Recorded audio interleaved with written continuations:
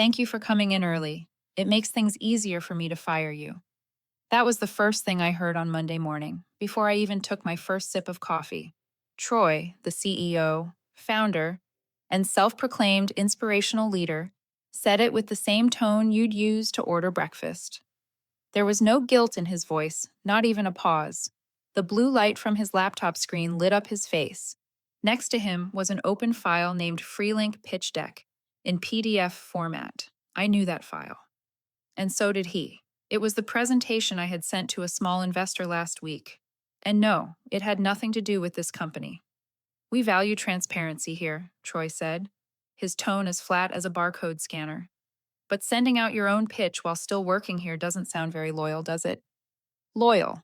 He really used that word, as if I were serving in the army, not working in marketing for a 12-person startup where I handled design, advertising, and sometimes made coffee because, as he liked to say, our team is flexible. I asked if he had read my email. He shrugged.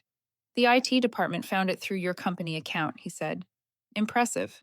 The company website had been down for 2 months, yet somehow they could read private emails instantly. Who did you send it to? He asked. An investor. On my own time. It's not connected to the company. You don't see that as a conflict of interest? I don't. But I guess you do. The air in the room felt heavy, filled with the plastic smell of chairs, and something worse, fake morality. Troy pulled out a white envelope from his drawer. Termination letter. Effective immediately. It will disable your account in 10 minutes. Good, I said. Give me 8 to log out of Spotify. He didn't laugh. People who believe they're saving the world through mission statements rarely have a sense of humor.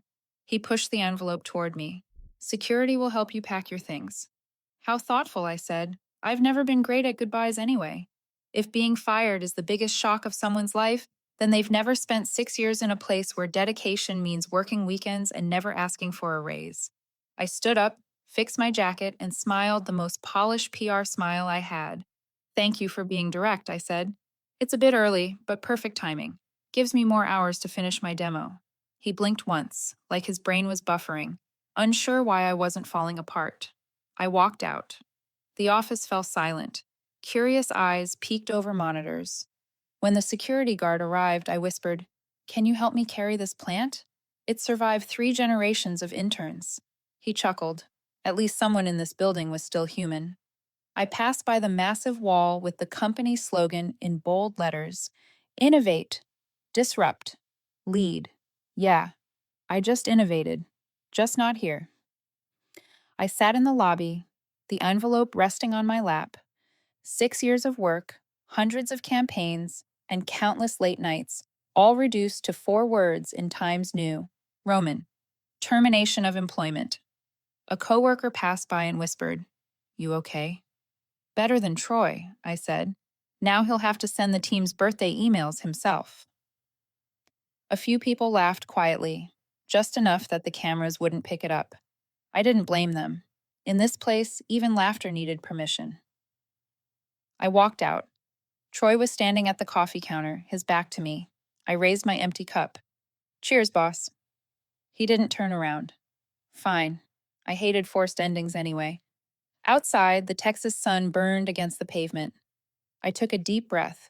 The air smelled of dust, heat, freedom, and the faint smoke of a system that had just burned 6 years of my life. A bitter but sharp thought crossed my mind. So, creating something after hours counts as treason now. You learn something new every day. I texted my best friend. Emily. Got fired. Olivia. What? Why? Emily. For being too good. Somewhere else. She called right away, furious. I laughed, looking at my box of things: some plants, a mug that said, "We're a family," and a thank you card from a client last year. Family, right. The kind that hires security to walk you out. I opened my car trunk and placed the box inside. Between the papers was a small USB drive, the one that held the Freelink code, my late night creation, my real work. They could take my job. They couldn't take my idea. I started the car and turned on the radio. Queen was playing Don't Stop Me Now. "You're right, Freddie," I said. "Nobody's stopping me now." The building shrank in the rearview mirror. Inside, Troy was probably typing an internal email. We've parted ways with an employee who wasn't aligned with our company culture. Sure. If company culture means working yourself invisible so others can take the credit, then yes, I didn't fit in. What about you? Have you ever been called disloyal just for wanting to grow? Maybe you've been fired for outgrowing them too. Tell me your story, and let me know where you're watching from. I used to think that if I worked hard enough, people would notice. Spoiler alert, they don't. They only notice when you forget to send a file or call in sick. When you save a project at 2 in the morning, someone else gets the flowers the next day. I joined the company when I was 26, hair still long and full of belief that the word startup meant a place where ideas mattered. In reality, it was a place where everything burned constantly: deadlines, energy, and sometimes paychecks. On my first day, I still remember Troy shaking my hand firmly and saying, "Here we have no hierarchy. Everyone has a voice." It sounded like a promise. Later, I learned that no hierarchy meant no promotions. And everyone has a voice means everyone can talk, but no one listens. I quickly became the firefighter of the marketing department, the kind of employee whose name is called first whenever something goes wrong. When a project ran late, I stayed. When a client got angry, I calmed them down. When someone quit, I took their workload. I used to call that teamwork. Now I know it's called the inability to say no.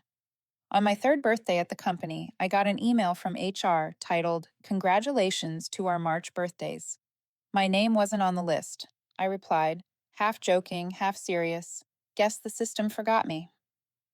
HR responded with a single thumbs up emoji. That was it. That emoji might have been the most official acknowledgement I ever received, even more than the 3 times I emailed about a salary adjustment later on. The first time, I sent a polite message with a performance summary, KPIs, and a market comparison. Troy replied, "Thank you for your effort. Let's revisit this after next quarter." Next quarter. 1 quarter, 2 quarters, then 6. I eventually realized that his quarter meant infinity. The second time, I kept it short. "I think it's time to adjust my salary to match the market." He replied with a thumbs up emoji. Not a single word more.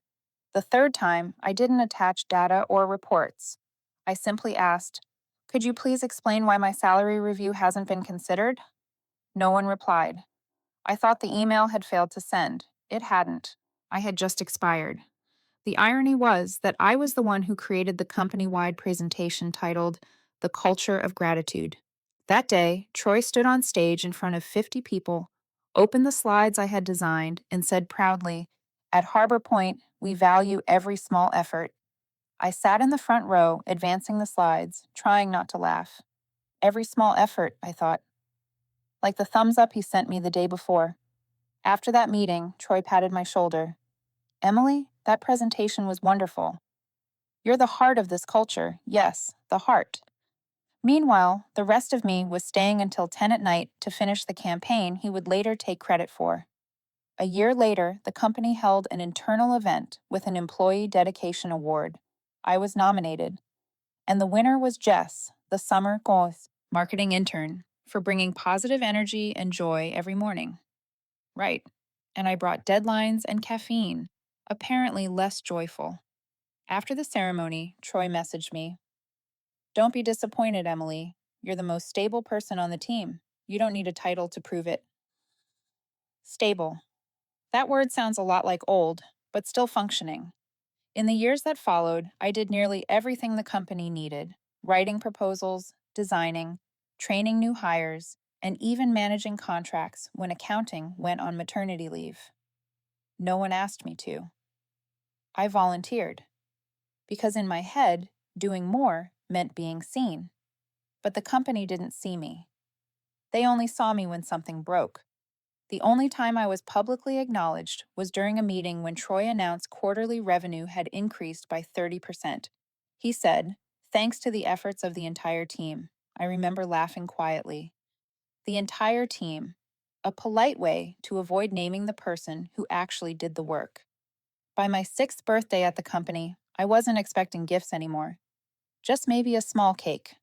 That afternoon, Jess, the same intern, now a full-time employee, walked into the meeting room holding a big cake, smiling brightly.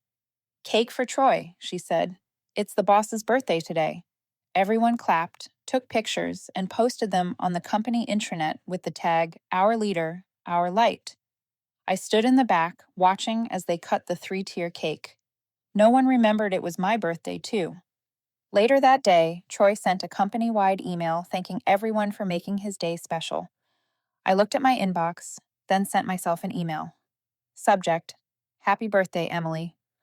Reminder to self: stop waiting for people to remember. I never deleted that email.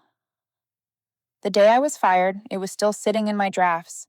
Like me, always waiting for a reply that never came. When I left the company, I thought back on those 6 years. Not with anger, but with a quiet smile. Funny how I had spent half my 20s helping the company build a culture of gratitude only to receive silence as my reward. And strangely enough, when I walked out of that building, I didn't feel empty. I felt lighter, like I had finally clocked out from a 6-year overtime shift. A year before I was fired, I accidentally discovered that my company was burning money. Not a metaphor. Literally, $312,480. That was the amount lost because of a single data entry mistake in the contract system. It started when Client a software firm in Seattle, emailed to ask about their March invoice.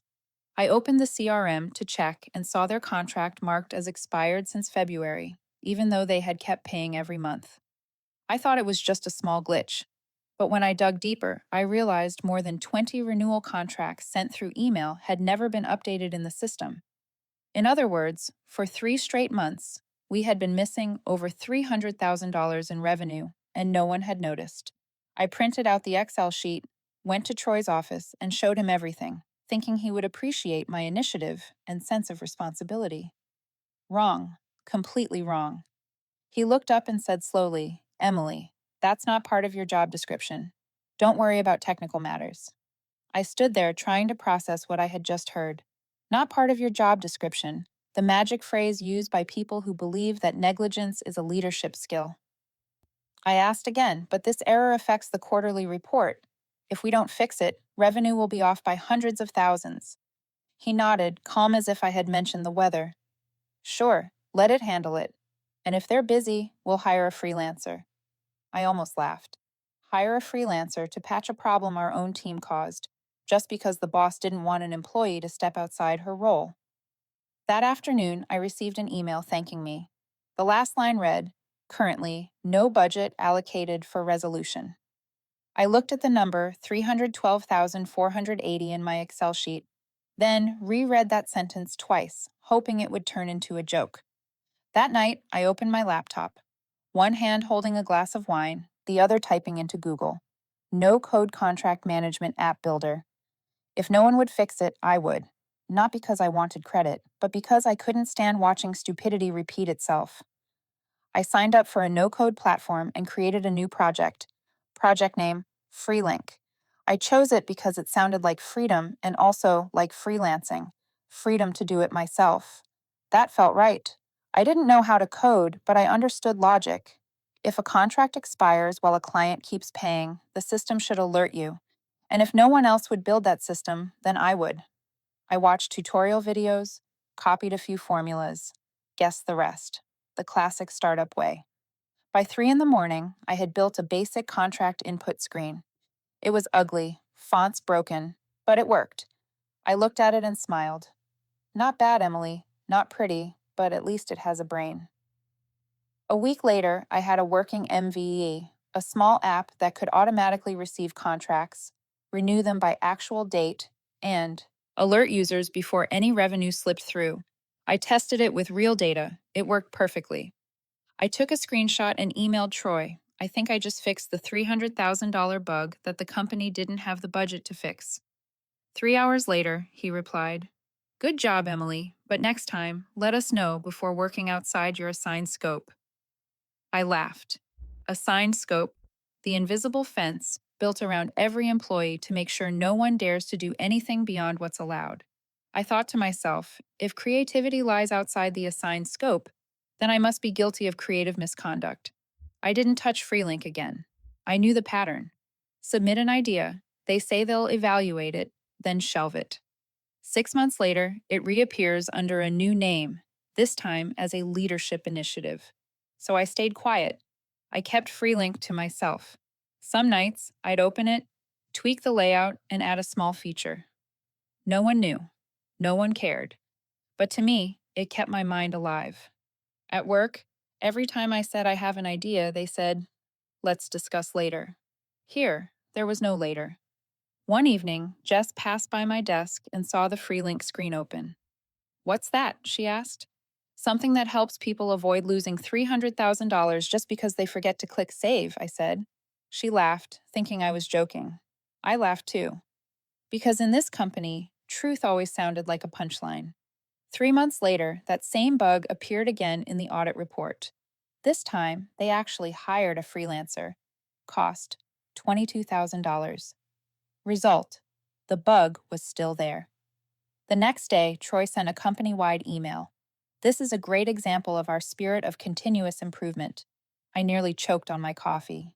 Continuous improvement. What a nice slogan for people who never stop, even when they're going the wrong way. That night, I opened Freelink and added a note. April 17th. They hired someone to fix what I already fixed. It's still broken. I looked at that line and smiled softly. No anger left, just amusement. The company claimed to innovate, but feared anything new. They called themselves flexible, but only when dodging responsibility. And amid all that absurdity, Freelink kept growing, line by line, night after night, every time I fixed what the system refused to. The company labeled people like me as internal risks. I called it logic. When a system fails, ordinary people fix it. When an organization fails, ordinary people stay silent. I chose the first option. Once, Olivia asked me, "Aren't you afraid they'll find out?" I shrugged. What's scarier is never finding out what you're capable of. From that $300,000 bug, Freelink was born. Not because I wanted attention, but because I was tired of needing permission to do the right thing. A year later, when Troy signed the termination letter for job hunting, Freelink was ready. Not to be showcased, but to live. After 9 at night, the city seemed to fall silent. Emails stopped flashing, work messages went still. That was when I started my real job. My kitchen was my second office.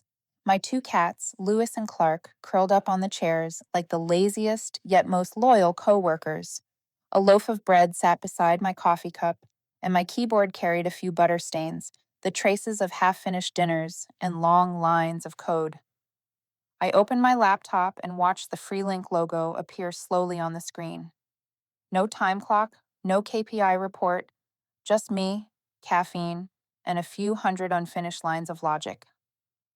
I didn't use company resources, no borrowed data, no company server. I only used what they didn't pay me for, my time after 9 p.m. Some nights, while debugging, I caught myself thinking, if I can build this, who needs a marketing lead title? It sounded like a joke, but it was true. I started to understand that I never needed a title to do good work, only freedom from those who held me back. Titles were never goals. They were gold-plated chains. Beautiful, but still chains. I had worn one for 6 years, thinking it was an honor, only to realize it made me bow deeper every time I signed another unpaid overtime sheet. After 9 p.m., I didn't have to speak carefully, wait for budget approval, or ask permission to create. Here, it was just me and the screen saying, "Connection established, sync successful." Freelink was running. Not perfect, but alive, and in a world where people held weekly meetings just to review progress, something that actually worked already felt like a miracle. Some nights, while adding new functions, I thought, if Troy knew I was still working late, he'd be proud until he found out I wasn't working for him. I didn't feel guilty. If fixing a system's mistakes counted as betrayal, then the system had betrayed reason long before I did. The company said it innovated every day. I actually did, just not where they could see it. I didn't tell anyone, not even Olivia. Not because I was afraid, but because I wanted Freelink to grow quietly, untouched by advice or strategy suggestions. I wanted it to be mine, undiluted by meetings. One night, after fixing the same bug for 2 days, I thought, if Troy were here, he'd say, let it handle it. Then I laughed and fixed it myself. 10 minutes later, the screen said, error fixed. No applause, no flowers, no praise, just the sound of a cat yawning and the clock blinking 3:17 in the morning. I took a sip of cold coffee and whispered, Freelink, we're alive. From that moment, every night pulled me a little further away from Harbor Point, not out of hate, but out of release. During the day at work, I wrote proposals asking for permission to act. At night at home, I just acted. I realized that what had kept me there for 6 years wasn't loyalty, it was fear. Fear that no one else would hire me, fear that no one would recognize me, fear of being forgotten. But once Freelink came to life, the fear disappeared. I realized the scariest thing wasn't being fired. It was not knowing who you are without your job. Each time the app ran smoother, I saw it more clearly. I didn't need a title. I needed capability. And that capability, I built it myself without asking for permission. One night, Lewis walked across the keyboard and accidentally pressed enter. Freelink ran a perfect test. I looked at the screen and smiled. Good job, Lewis. Time to release. I committed the first version to the cloud. No one knew. No one congratulated me. No flowers. But when the words appeared, deployment successful, I felt complete. All the good things in my life seemed to happen during the hours no one was watching. When others rested, I began. When the company closed its doors, I opened another. I didn't know where Freelink would go, but I knew one thing for sure. After 9 p.m., I was no longer an employee of Harbor Point. I was Emily Walker, the founder of my own future. The first Monday after I was fired, I woke up without any meeting alerts. No flood of emails, no Slack pings that made my heart jump, no one messaging me to check something real quick. Just the sound of my cats demanding breakfast and the smell of coffee from the machine the company had given me last Christmas. Funny, really. They gave me that coffee maker so I could stay up late working for them, then fired me for working for myself. I was about to open Netflix when the phone rang. Unknown number. Area code 408, San Jose. I hesitated for a moment, then picked up. Emily Walker, speaking. Eric Chen here. We met last year at the Seattle Marketing Expo. You showed me something, Freelink, right? My heart paused for a second.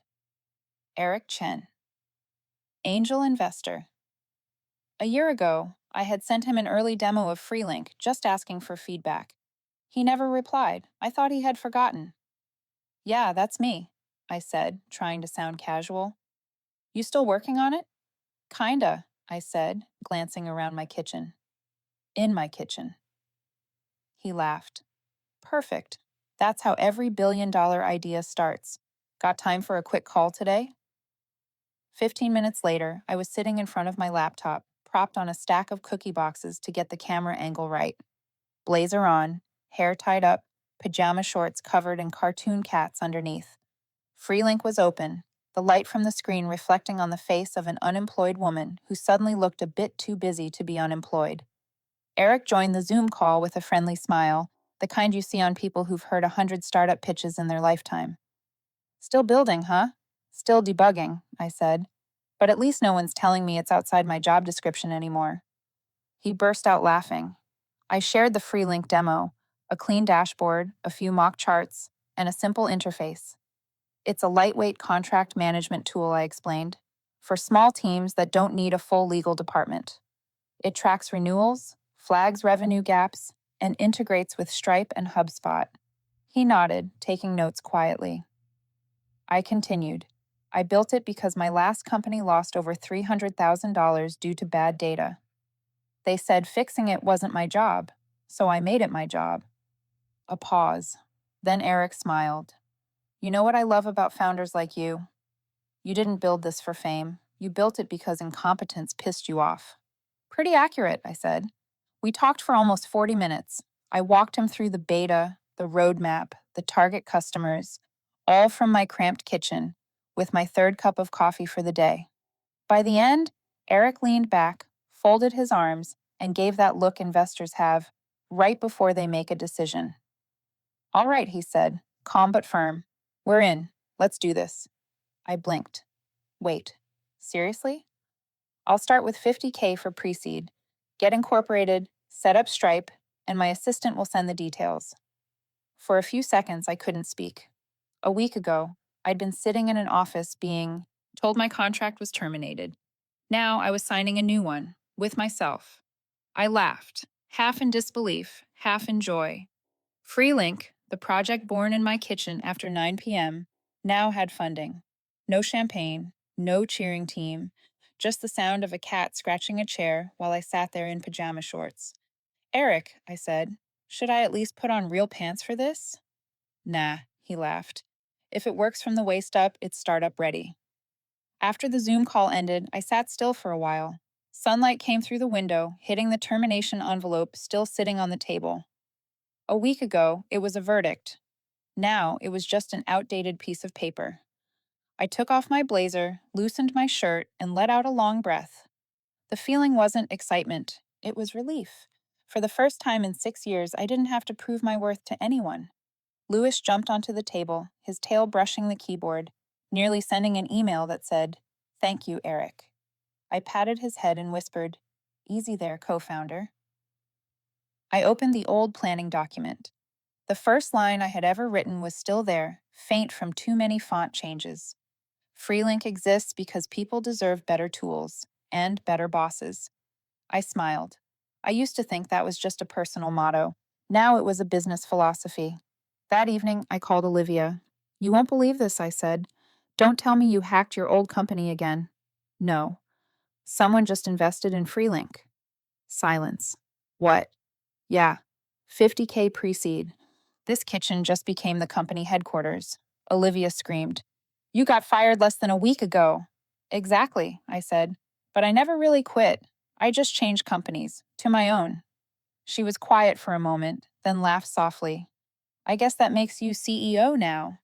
"No," I said, looking at the open laptop screen. "It just means I finally get to work with someone I trust." That night, I opened Eric's follow-up email. Subject: Next steps, Freelink. Below his signature was a handwritten note. "Let's build something that doesn't need permission." I stared at that line for a long time. I wasn't emotional, just struck by how perfectly it summed up what I'd been waiting to hear for 6 years. That I didn't need anyone's permission to build something better. I opened Freelink again. The cursor blinked, waiting for the next command. This time, it wasn't just code, it was the future. I was fired for job hunting. But the truth was, I wasn't looking for a job. I was starting a company. Thursday morning, 7:12. The phone buzzed. On the screen, the name Troy Mitchell appeared. I let it ring 3 times, just long enough for him to understand that not everyone still dances to his tune. "Emily!" His voice came through, dry and clipped like an attached PDF. "You have used Harbor Point's intellectual property to develop a competing product. This is a breach of contract. Do you understand the consequences?" I looked at my coffee cup and replied calmly. "Everything was built after hours, using personal equipment. Everything is built outside company hours, with private devices. You may consult your legal team." Silence for a few seconds. I could almost picture him straightening up, trying to redraw the outline of his authority in his head. "We have evidence you sent a pitch deck while still employed," he said. Saturday night. Personal email. No content related to Harbor Point. I stirred my coffee.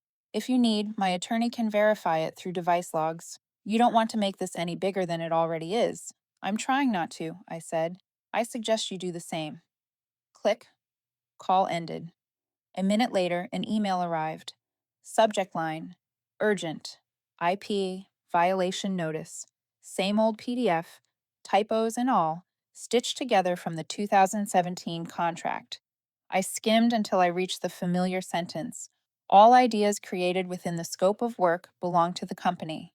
Scope of work flashed like a neon sign. I replied simply: "Dear Troy, development occurred outside employment hours, using no company resources. Product scope is unrelated to prior role. Please direct further correspondence to my counsel. Best, Emily Walker, founder, Freelink. Send. Done." One click, and 6 years of silence finally had a voice. That afternoon, Eric texted me. Got an anonymous email in the investor inbox. Warning about IP risks. Forwarding to you. I opened the file. The writing style was unmistakable. The ink smell of Troy's ego mixed with the recycled confidence of someone who copy pasted clauses without reading them. I sent back 3 screenshots showing commit logs, file timestamps, and one short line. All work after 9 p.m. using personal devices. Harbor Point ignored this bug for 3 months. I fixed it. Eric replied almost instantly. Understood. Keep building. I'll handle the noise. For 6 years, I'd been told not to go beyond the scope. Today, for the first time, someone told me to go ahead. That evening, Troy called again. His voice was lower, forcing politeness. If you sign a document transferring the idea, the company will consider symbolic compensation. In return, you stop developing Freelink. How symbolic? A fair amount. I prefer numbers over adjectives. Here's mine. No. His tone hardened. Are you aiming for a lawsuit? I'm aiming to build a product. The lawsuit part, that's your scope of work. I heard a pen tapping, papers rustling. He was probably searching for a clause to save himself, but the 2017 contract didn't cover wounded pride. Finally, he said slow and tight, Emily, you don't want to be a bad example. Employers notice disloyal people. I'm not job hunting, Troy. This time, real silence. Then the line clicked off. No goodbye, no final threat. Only the sound of coffee dripping steadily into the cup, matching the rhythm of my heartbeat. The next morning, HR sent an email titled, Reminder of Post-Employment Obligations. Formal tone, meaningless content, full of phrases like company property, mutual cooperation, goodwill. I forwarded it to my lawyer with one sentence. Please respond in the only language they understand. Clauses. By noon, Eric forwarded me another email, this time from the investor fund responding to the anonymous sender. Based on the information provided, there is no legal basis for the claim. If no evidence can be presented, please cease further contact. Short, sharp, polite, and cold as ice. I read it and laughed quietly. Sometimes justice doesn't need fanfare. It just needs the right CC list. That night, I opened Freelink. A message appeared. System check passed. All modules are active. I added a line to the project log. Day X. Received an anonymous complaint. Result? All good. Continue building. Continue building. 3 simple words that sounded like a quiet victory anthem. The phone buzzed again. Unknown number. Heard you went solo. If Freelink has a beta, send me the link. I didn't know who it was, a former client, maybe someone Troy once lectured. Whoever it was, word traveled faster than authority. 2 days later, another email arrived. Final notice. Same PDF, same Times New Roman font, same line about ideas created within the scope of work. I didn't finish reading. I just replied with the exact same words as before. Everything is built outside company hours with private devices. You may consult your legal team. Send. Marked as complete. No extra words. No dramatic ending.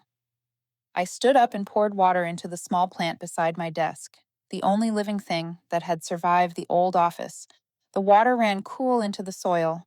I thought of Troy, probably still digging through old contracts like a man searching for his former glory. But power, like expired milk, only gets harder to swallow the longer it sits. I opened the window. The breeze was soft. Freelink kept running. No permissions, no approvals. On the screen, a small message blinked. New user registered. I smiled.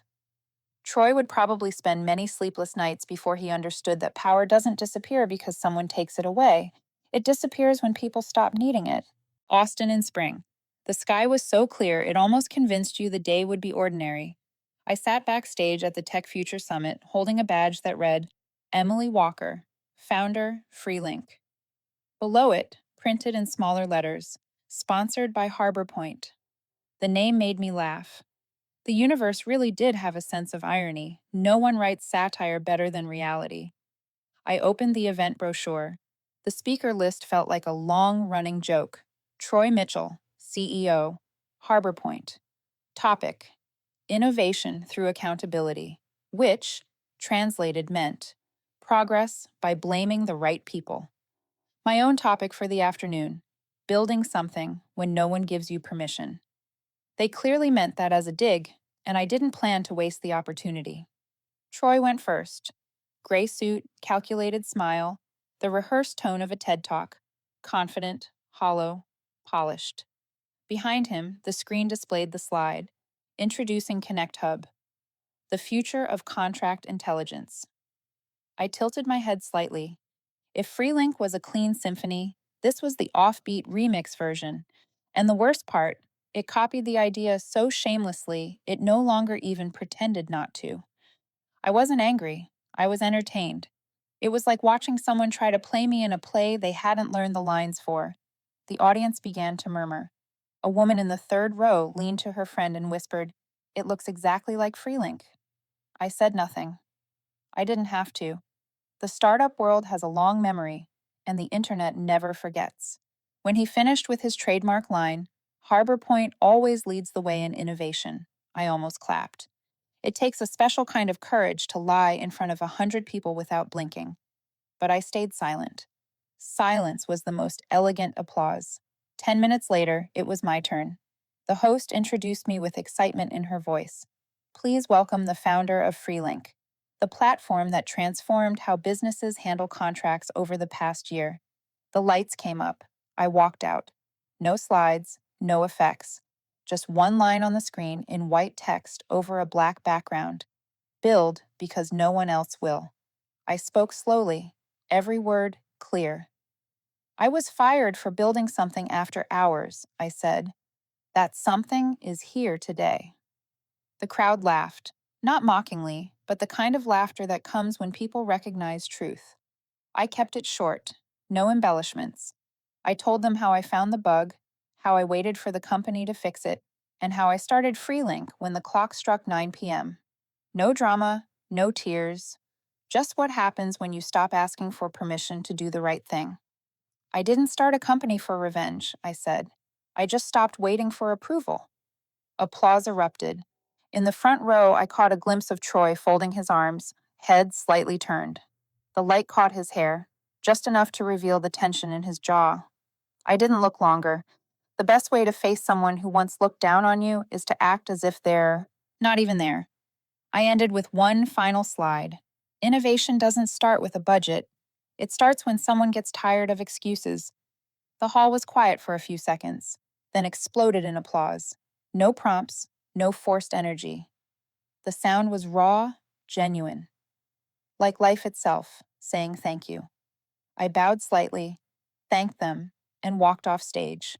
No mic drop, just the perfect silence that follows a true story. Backstage, a reporter approached, smiling with that mix of warmth and sharpness only journalists have. Any comment on Connect Hub? I opened a water bottle. Good luck to them.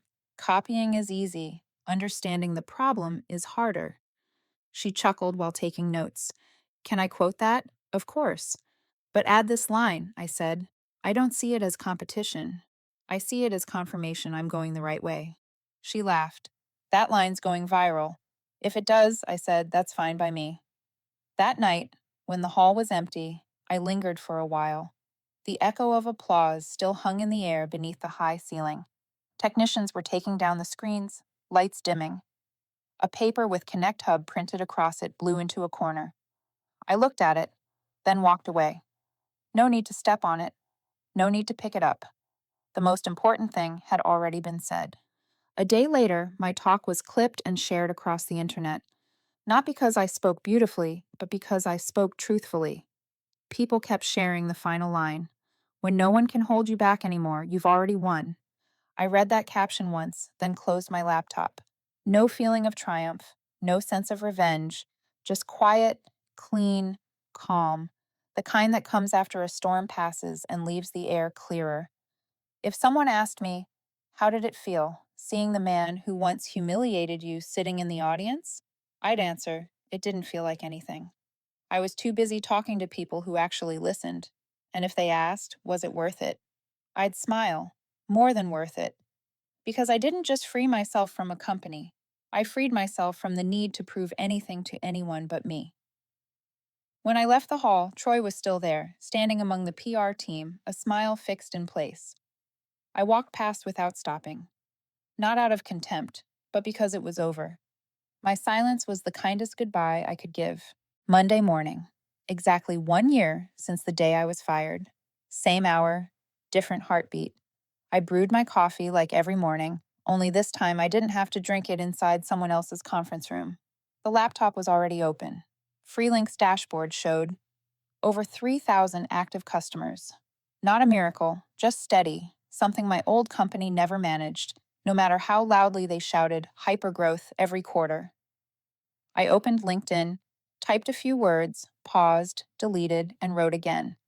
I was fired for building something bigger than my job title, and I still take that as a compliment. No tags, no hashtags, just a quiet sentence, like a pebble dropped into a still pond. Comments began to appear.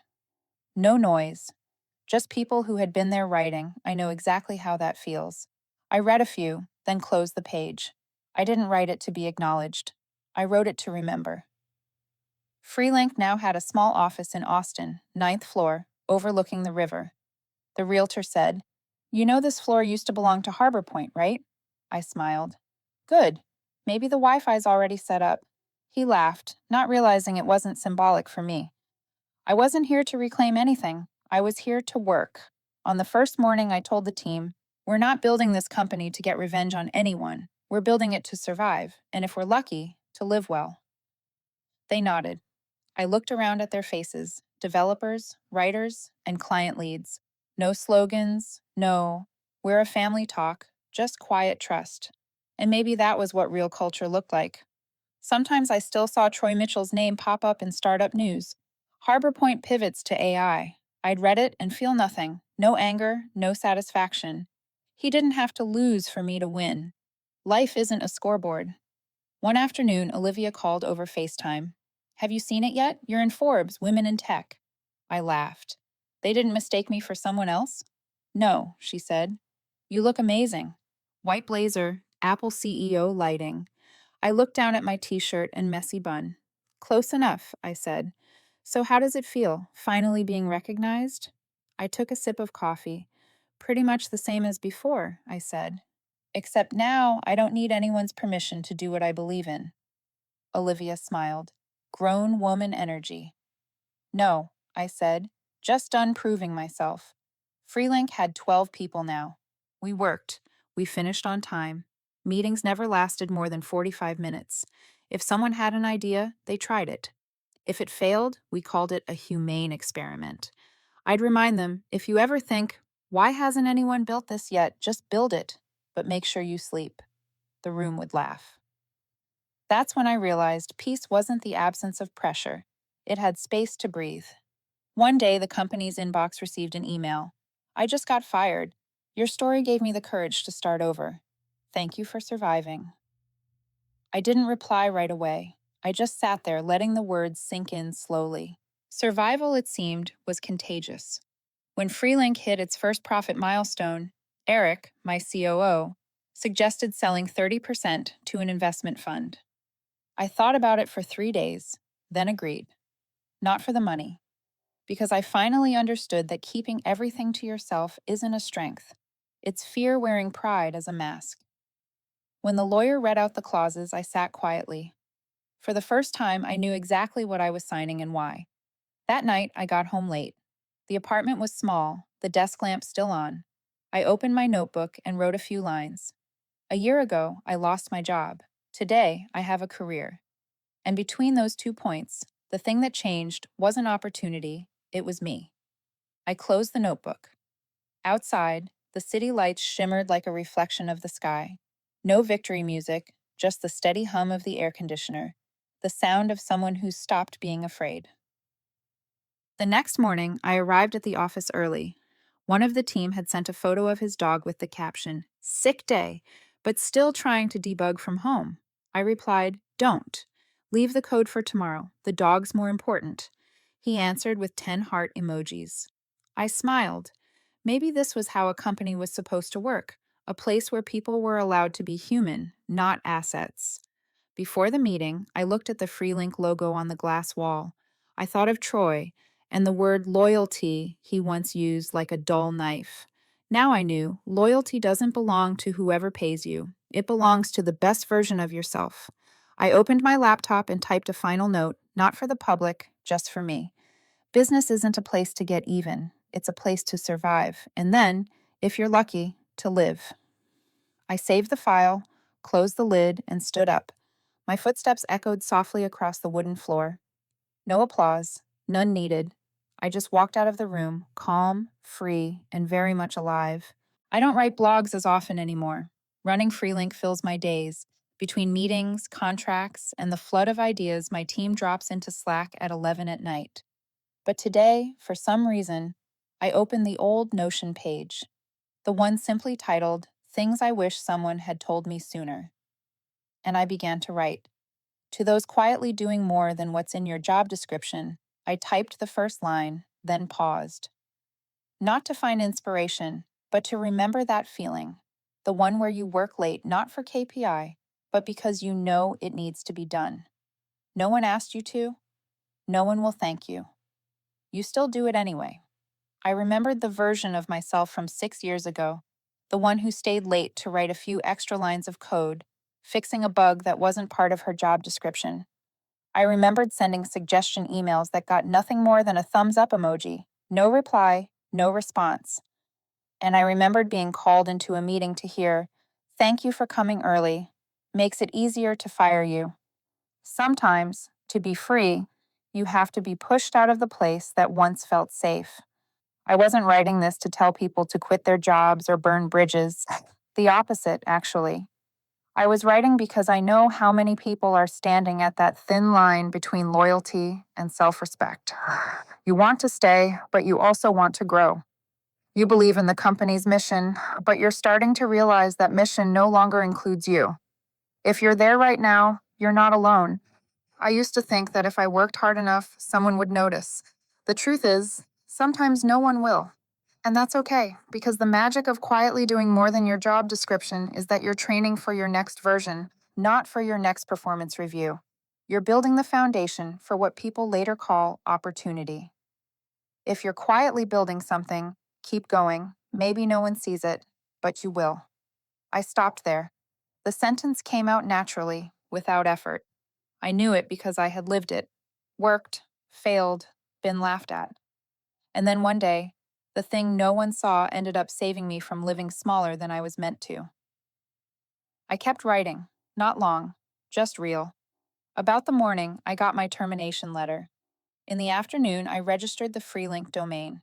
About the night, I stayed up until 3 fixing a broken script, and my cat jumped on the keyboard, accidentally pressing a shortcut that saved the entire file. Small things. Honest things. No life-changing moments. Just a lot of nights when I didn't give up. After posting, I shut the laptop and made tea. 10 minutes later, the notifications started appearing, comment after comment. Someone wrote, "I'm in that exact place right now. Thank you for saying what I couldn't." Another said, "I've been studying UX design after work. Now I know why." And one simply read, "I see it now. I read each one. No likes, no replies. Just read." Because sometimes silence is the purest form of respect for those still trying. That evening, Olivia called. "Your blog's everywhere on LinkedIn. Everyone's tagging Freelink." I laughed. "Good, but I don't want it to be a motivational campaign. I just want someone out there, exhausted, to know they're not crazy." "Still you," she said, honest and kind. A week later, we were interviewing a new hire. A young woman came in, tidy resume, a nervous look. When I asked why she left her last job, she sighed. "I got fired. My boss found out I was taking UX design classes at night. They said I wasn't fully committed." I was silent for a few seconds, staring at her. It was like seeing myself 6 years ago. So clearly it almost hurt. "Welcome aboard," I said softly. "Here, if you learn something new, we call that growth, not betrayal." She laughed, tears slipping out before she could stop them. I laughed too. Not out of pity, but because I realized some circles really do close at the right time. That night, I added one short post to the blog. If anyone ever tells you you're overstepping your role, smile. Boundaries exist to be expanded, not to keep you still. And I ended with a quiet note to whoever was reading, and to my younger self too. Don't rush to quit. Don't rush to rebel. Just keep working, learning, and trying, even if no one's watching. Because when the old door finally closes, you won't be starting from zero. You'll start from experience, from habit, and from the belief that you've done it before. The next morning, an email arrived. The blog hit 1 million views, over 40,000 shares. I shrugged and took a sip of coffee. Not proud, exactly. Just grateful that my words reached a few people, those still caught between passion and duty, between a private dream and a stable paycheck. I opened the draft video my marketing team had prepared, a recap of the Freelink journey for anyone who wanted to follow along. I looked into the camera, smiled, and said the closing line. If you've ever been called disloyal just for wanting to grow beyond your role, welcome. You're on the right track. And if you want to hear more stories like this, hit subscribe. I promise to keep it real. And no dramatic background music. The screen went dark. The office was quiet. I leaned back, watching the Freelink logo reflect faintly in the black monitor. No more Troy. No more Harbor Point. No more job descriptions. Just me, and everyone out there quietly building something bigger than their assigned limits. And if you're one of them, sitting in your kitchen, late at night, typing the first lines of your own idea, know this. Someone once did the same and survived just fine.